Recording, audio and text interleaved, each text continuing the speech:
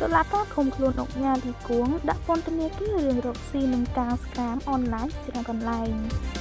នៅថ្ងៃទី15 ខែមករាឆ្នាំ 2026 ចៅក្រមបានសម្រេចចេញដីកាបង្គាប់ឲ្យឃុំខ្លួនជនរលកលីគួងអាយុ50ឆ្នាំនៅពន្ធនាគាររាជធានីភ្នំពេញ PJ ជននេះត្រូវបានតំណាងអាយកាចាប់ប្រកាន់ពីបទល្មើសរួមមានការជ្រើសរើសដោយមិនស្របច្បាប់សម្រាប់កេងប្រវ័ញ្ចបទចោរបោកពីស្ថានទម្ងន់ទោសជាក្រុមដែលមានចាត់តាំងនិងបទបង្អាតប្រាក់ដែលបានប្រព្រឹត្តនៅក្នុងប្រទេសកម្ពុជានិងទីកន្លែងផ្សេងទៀត